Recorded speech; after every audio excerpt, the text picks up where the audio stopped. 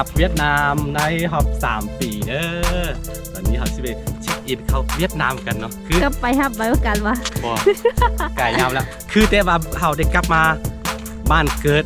บ่เป็นบ้านเกิดถิ่นที่เขาเคยอยู่นะโอ้ห่างจากนี่ประมาณ34 กิโลเย็นมีผู้เป็นแขวงเลยดิแขวงตอนนี้เขาไปแขวงเลยกะ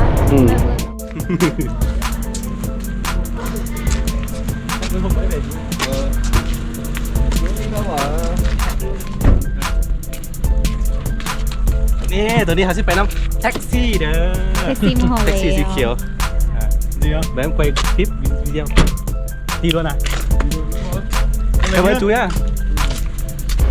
มาหอดหน้าด่านแล้วด่านลาว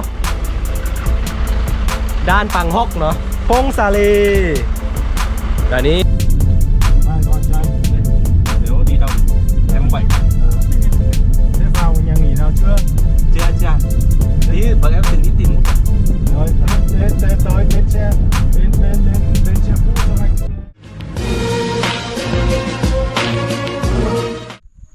สบายดีทุกคนยินดีต้อนรับเข้าสู่ช่องอาคาน้อยเนาะตอนนี้เฮาอยู่ที่เมืองไม้แขวงพงซาลีเนาะเป็นเมืองที่แบบว่าเมืองที่สุดแดนลาวทางภาคตะวันออกของลาวเด้อมันเป็นจะไปติดกับอัน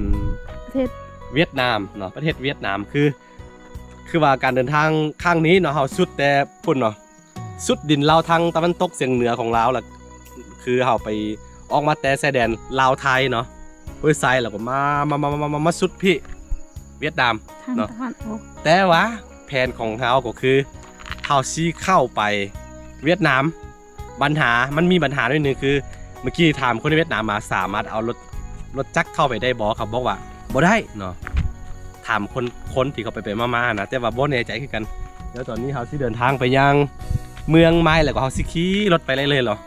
แล้วก็ถ้าว่าเนาะไปฮอดหน้าด่านแล้วบ่สามารถเอารถจักรเข้าไปได้เขาก็เจ้ารถจักรป้าหันเนาะถ้ามีรถผ่านเฮาสิขี่รถไปต่อเพราะว่าเสาคูอยากไปแฮงเนาะเดี๋ยวลุ้นน้ำกันเราเดี๋ยวสิท้ายบรรยากาศเส้นทางเนาะเส้นทางจากอันนี่แหละไปเส้นทางไปเวียดนามเนาะเดี๋ยวสิท้ายทุกคนได้เบิ่งกัน2ข้างทางเลยเนาะนี่คือตอนนี้เฮามาเปิดคลิปอยู่บ้านยังลืมละบ้านของสุนทรขมุกฮะกกงิ้วบ้านกกงิ้วเนาะเมืองไม้แขวงพงซาลีเด้อเดี๋ยวคือแบบนี้เนาะเอาซีท้ายไปเรื่อยๆเนาะท้ายไปเรื่อยๆแล้วก็เดี๋ยวซีท้ายข้างทางนะแบบว่าเส้นทางจากลาวไปเวียดเนี่ยมันเป็นจังไดเนาะเดี๋ยวซีท้ายให้ทุกคนได้เบิ่งกันตื่นเต้นกลับมาเวียดนามในรอบ3 ปีเด้อตั้งแต่โควิดมาแล้วก็ไม่ได้กลับไปเลยนะแบบว่าการกับภาพเธอไปเลยเห็นจบแล้วมาจักเอาไม่ได้กลับไปเดือนแล้วกลับไปยามบ้านเกิดเอ้ยกลับไปยามถิ่นที่เคยอยู่พุ่น5 ปีวันนี้เราก็สิได้ไปยามประเทศเวียดนามว่าสิเป็นแนวใดเมื่อกี้เขาเอารถไปจอดไว้ท่านแล้วก็ขึ้นมาถ้ามาฟังสุดนี่แหละมาคือเมืองไม้นี่จะเป็นเมืองที่อย่างที่บอกไปมันจะเป็นเมืองแบบว่าชายแดนเวียดนามเลยเนาะห่างจากเมืองไม้ไปเบียนฟู่ของเวียดนามเนาะดินแดนแห้งชนเผ่าไต้ดำเนาะห่างกันประมาณ50 กว่ากิโลก็ถึงนะตอนนี้เราลุ้นไปน้ำกันเบื้องว่ามันสิเป็นจังไดเนาะแสดงมาเขาบอกภาษาลาวเขาเข้าใจบ่เข้าใจแต่ว่าเขาส่วนหลายแบบว่ามาฮอดปัจจุบันนี้วัยรุ่นกับบ่ค่อยได้เว้าภาษาไทยดำเหมือนแล้วกลายเป็นคนเวียดนามหมดแล้วแต่ว่ากลุ่มกลืนไปหมดนะอันนี้คือบ่ฮู้ภาษาเวียดนามจักคำเลยวัยรุ่นก็กันว่าสิเป็นจังไดเนาะนี่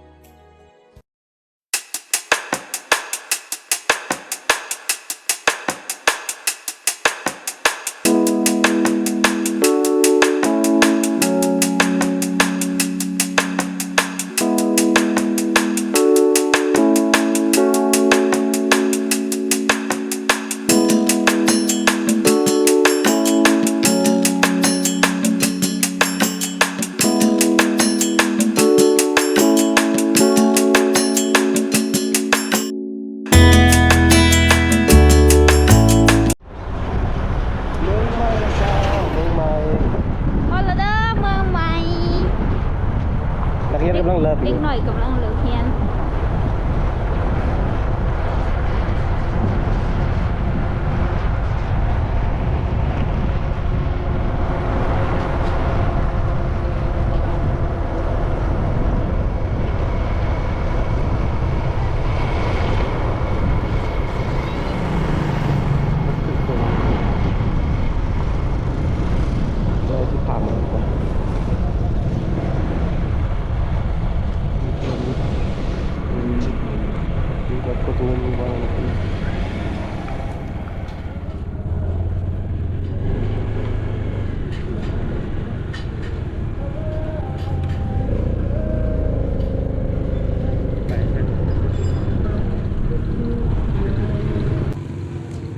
บัตร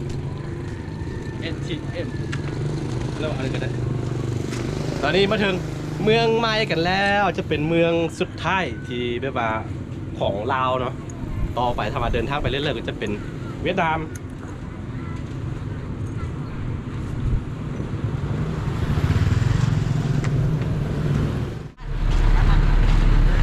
ตอนนี้ฮัตซีเดินทางไปยังแม่ก็ด้าน เวียดนามด่าน โบเนี่ยจะมารถจักรเขาซีเอาไปได้เพราะถ้ามากรณีเอาไปบ่ได้เห็นนะเขาซีเอารถไปทิมไว้อยู่ด้านแล้วก็น่าจะมีรถเมล์เข้าไปในเวียดนามต่ออีกครั้งหนึ่งเดี๋ยวเจอกันทุกคนสักครู่บรรยากาศเมืองใหม่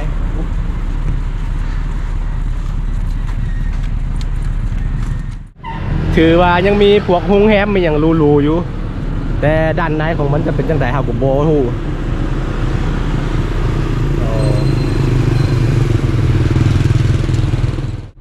เป็นยังไง เดี๋ยวมาฮอดเมืองใหม่แล้ว ครั้งแรกของเสาคูที่มาถึงเมืองไม้ แม่น เมืองแบบว่าสุดแดนลาวทางภาคตะวันออกเนาะต่อไปก็เป็นเวียดนาม สิได้ไปเวียดนามเท่านี้แหละ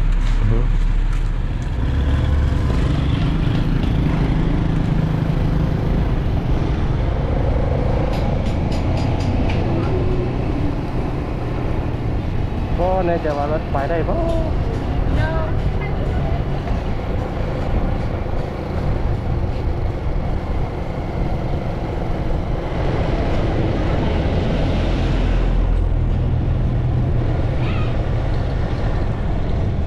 ไปทางใดกูแล้ว ครับซื้อ แม่นทางแล้ว ในรายการ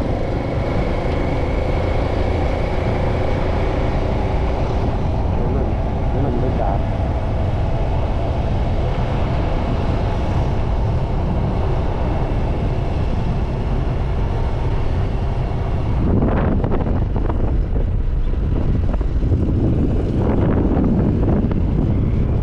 ห้องล่าห้องการจะต่างลูกคูลูกขาวมากเนาะ แม่น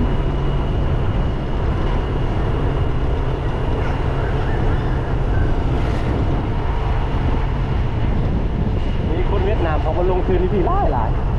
อยู่เมืองไม้นะ เอากับพวกอาหารต้มแปลงพวกบ้านพักโรงแรมอย่าง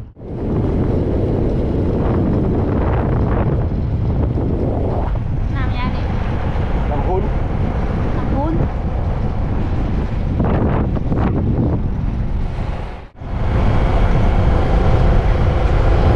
คือตอนนี้เราไปใส่น้ำมันมาเนาะหลังจากใส่น้ำมันเราก็เดินทางต่อออกจากนี่ไปหาด่านลาวเนาะด่านฝั่งลาวเนี่ยประมาณ10 กิโลเด้อเนาะในระหว่างทางเราจะเห็นหมู่บ้านของสุดเผ่าอาค่าแล้วก็สุดเผ่ามงเนาะนี่หมู่บ้านหนึ่งของสุดเผ่ามงแต่ว่าเป็นคนรวยๆนะ เดี๋ยวไทยให้ทุกคนได้เบิ่งกันส่วนหลายจะเป็นทั้งโค้งเด้อมันจะมีภูเขาสลับซับซ้อนกันระหว่างชายแดนลาวกับเวียดนาม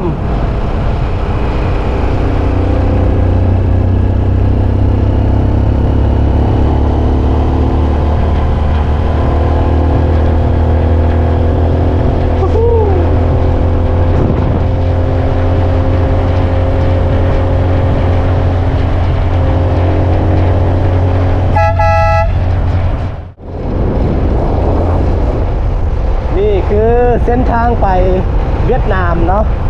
ชายแดนลาวเวียดนาม อันนี้ยังเป็นฝั่งลาวอยู่เด้อเ ดี๋ยวเวียดนามเดี๋ยวสิไทยอีกเนาะ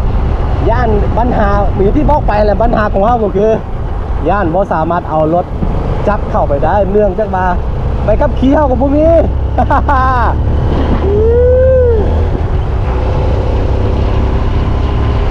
ปุ่นภูผาป่าไม้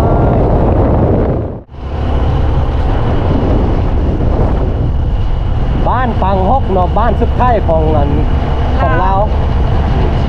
ใกล้บ้านนี้ไปแล้วก็จะเป็นด้านละเป็นบ้านสุดทองมงเด้อรบกวนมากนะบ้านนี้เลยให้บอก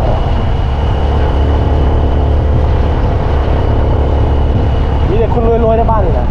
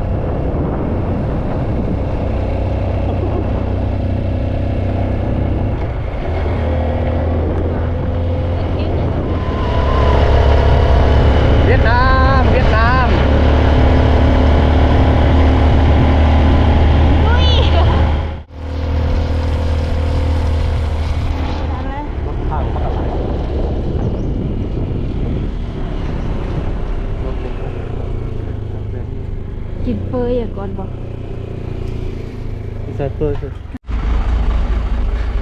มาหอดหน้าด่านแล้วด่านลาวด่านปังฮกเนาะพงซาลีด่านนี้เป็นโมงปิดการเฮ็ดเวียกเนาะเอามาหอดตอนสวยพด12 โมงหรือประมาณ2 โมงคนแหละจึงได้ไปจำไปเบิ่งไปเที่ยวก็ตามเนี่ย มงเวียดกับมงลาวคือกันบ่ คือกัน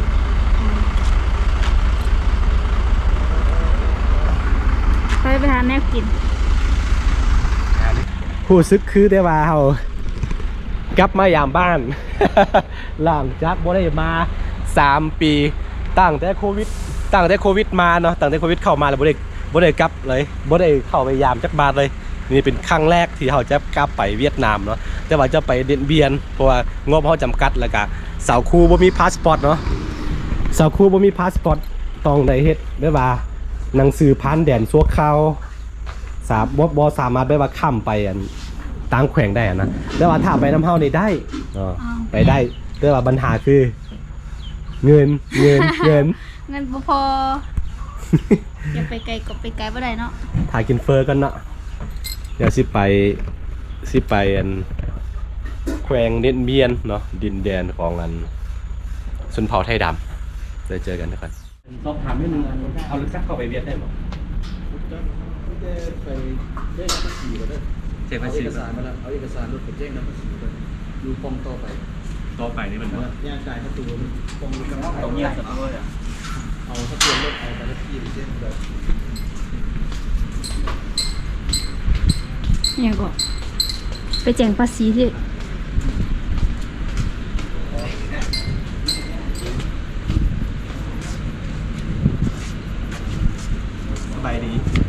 อันสอบถามได้เงิน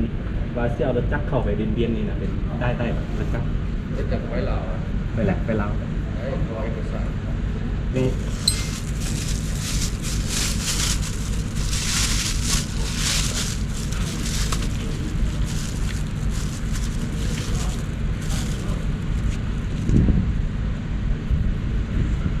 บัตรแข่งมันด้วย ปัดแข็งบ่ได้เอา นั่นดูมีเข้าไปเลย ได้ปะเอ้า มันเวียนเข้าไปเข้า ได้ปะอ๋อ เข้าไปเลยนะ แสดงได้ทีเดียวรถเมย์ยังบ่มีคันไหนมันแต่ได้ลมเลย ประมาณเท่าประมาณ5 มันคือไปถึง อ๋อ ว่ามือเช้าเลยเข้าไปซ่อมเลยมาแต่ก่อนตัวเที่ยวเดินท่าตอนแรกนี่มี เดยเข้าใจได้ ที่เป็นแค่นั้นไปได้เลย โดยเข้าใจได้มาแล้วหนังสือ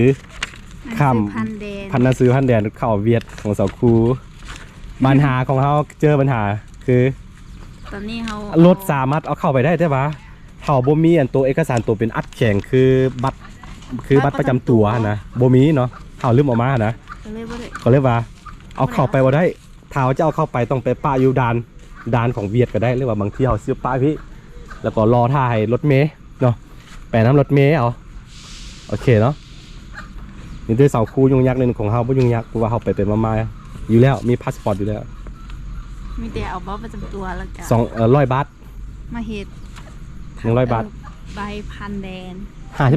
52,000กีบ อือฮึ 100 บาทเงินไท โอย เคได้เจอกันอีกทุกคนเลยตื่นเต้นบอสครู ตื่นเต้นได้เข้าประเทศ ไปเวียดนามกันตัวนี้นี่ด้านลาวผ่านมาแล้ว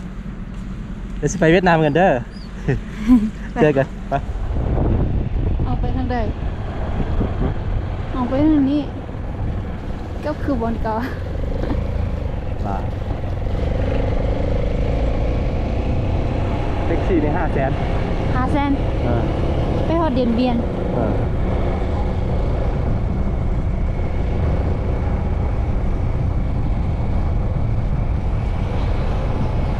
ทำมุ่งที่ข้าวไว้ละ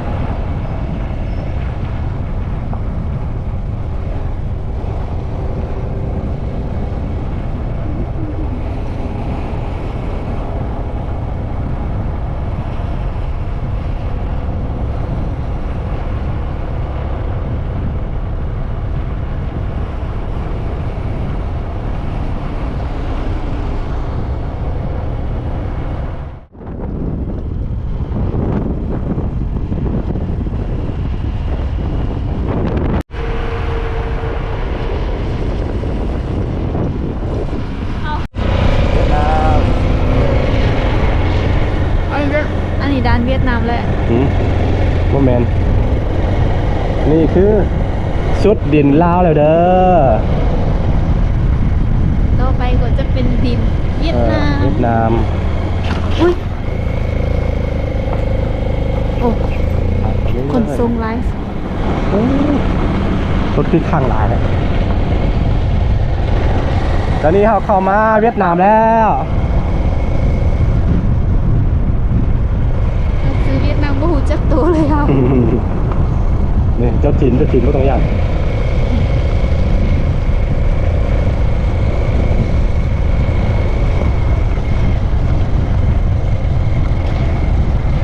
แล้วนี่ขอขึ้นรถเข้าไปก็ได้เลยนะ อะไร นี่ตอนนี้เรากำลังเดินทางอยู่ดินแดนของเวียดนามพูนสิกูเห็น สุ่มก็ได้ เป็นได้ความรู้สึกเข้ามาเวียดนามเลยด้วยสกูนี่ ตื่นเต้น ดมดิ้งแหละดมเดาดิ้ง เดี๋ยวคลิปของสาวพูดจะให้อาคันไว้ผ่านเที่ยว แล้วก็เพราะว่าเขาพูดภาษาพูดสักที ดีเดาดีเดือดดีดึกดีจัดคมดี จะเข้าด้านหรือว่าเขาเอาให้ใส่เฮากับพูดเลย นี่คือ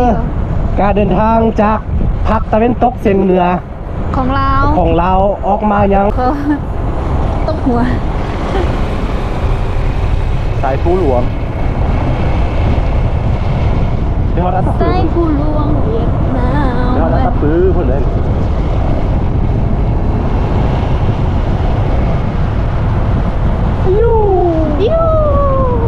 คนจัดไป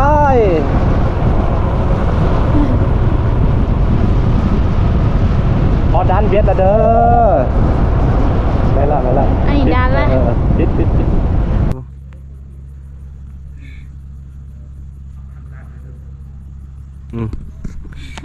ตอนนี้สคูมาถึงเวียดนามแล้ว ยัง เดี๋ยว พูดอันนี้ เอา มันดัน พอดันเวียดแล้ว นี่คือเกลือเข่ากวกเตยจังคือด้านสากลเตยจังเด้อทุกคนตอนนี้คือเขาซีไปเช็คอินเนาะเช็คอินเข้าเวียดนามแป๊บนึงแหละกะเดี๋ยวปัญหาก็คือเอารถจักรไปปะอยู่หั่นนะเอารถจักรไปฟ้ากันแล้วก็ขี่แท็กซี่เข้าไปในเมืองเดียนเบียนฟูเดี๋ยวเจอกันเด้อกับการเดินทางไปยังเดียนเบียนฟูเนาะเพราะว่าเขาจะมีกิจกรรมอย่างต่างๆอยู่ในหั่นหลายๆครั้งเนาะหลายๆอย่างเนาะเดี๋ยวซีให้เสาคูให้ทอดตั้งเสาคูได้เนาะเดี๋ยวเจอกันโอเคกลับเวียดนามในรอบ3 ปีเด้อตอนนี้เขาสิไปเช็คอินเข้าเวียดนามกันเนาะคือ ก็ไปฮับใบประกันวะ บอกไก่ยาวแล้ว คือแต่ว่าเขาได้กลับมาบ้านเกิดว่าเป็นบ้านเกิดถิ่นที่เขาเคยอยู่นะคือที่จริงภารกิจทางเพียงยังคือพระครูว่าบงกี้ใบยังเอาบกครบเลยได้นี่เนาะ 3 ปีแล้วโอเค ก็เปาดู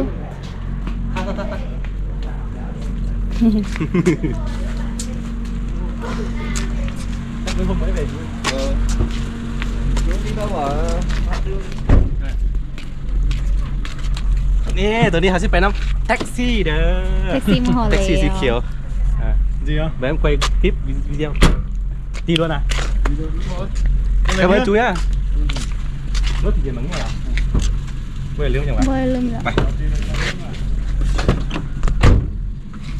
บอกแล้วคุณ ตอนนี้เอาขึ้นมาแท็กซี่แล้วตอนนี้เขาซี่เดินทางไปยังเบียนเนาะห่างจากtừ đây đến phố mấy cây nhỉ chú hơn 30 cây เพื่อนไปไม่เคยอะประมาณ30 กว่ากิโลเนาะซีฮอตตัวอันแขวงเด่นเบียนฟูเลยตอนนี้ครับเอิญแท็กซี่มาหับอยู่หน้าด่านเลย ไปกันเลยนะ เพราะว่าอันนั้นเขา đi ปืนให้ về เนาะ phố à hay là về qua thành phố เบาโจ๊กไปเบนซ์xe rồi đó à chỉ đi chơi thôi đi chơi gì quay lại Việt Nam sau 3 năm à thế là bây giờ đâu em là người Lào mà nhưng mà người sang đấy học à sau tốt nghiệp thì không được quay về bây giờ bến xe cũ thì nó ở ngay trung tâm nhưng mà bến xe mới thì nó chuyển đến đấy cách đấy khoảng 2-3 chỗ bến xe cũ kìa à. Bến xe cũ thì gần ngay trung tâm rồi đúng rồi để đi chỗ đi thăm lại đúng không đúng rồi thế xong là có đi chơi đâu không thì mai thì hôm nay là đi đến là nghỉ ngơi tí rồi xong mai mới đi thì có gì em có số này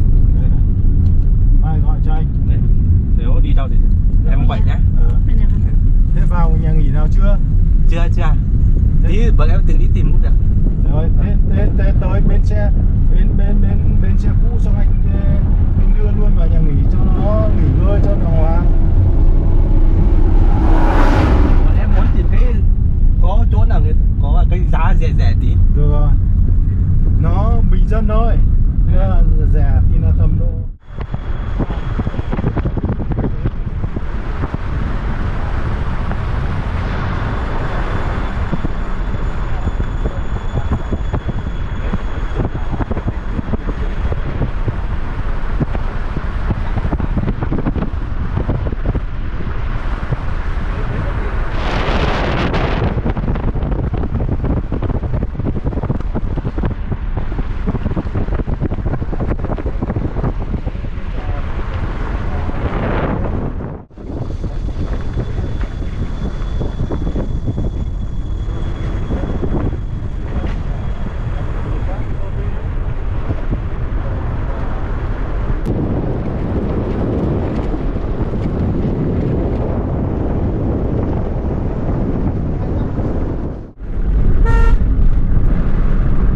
เป็นได้ไหนความรู้สึก ตื่นเต้น ตื่นเต้นแฮง ตื่นเต้นยังไง โอเคนี่คือการผจญภัยเนาะเส้นทางจากลาวเนาะเส้นทางจากลาวเข้ามายังเดียนเบียนฟูเวียดนามเนาะจะเป็นคลิปด้วยว่าการเดินทางตลอดทางเลยเนาะ เดี๋ยวกันไทยคลิปมันยังอยู่ในอันตัวเมืองของดีเบนฟูหรือว่าสิไปเยี่ยมยามห้องไว้ประวัติศาสตร์อย่างต่างๆอยู่ในดีเบนฟูเนาะเดี๋ยวติดตามต่อๆไปทั้ง2อาคายามีแล้วก็อาคาน้อยเนาะในคลิปต่อๆไปตอนนี้เราสิปิดคลิปเท่านี้ก่อนเนาะตอนนี้เมารถแล้วเดี๋ยวเจอกันในคลิปหน้าทุกคนสบายดีทุกคนได้ละ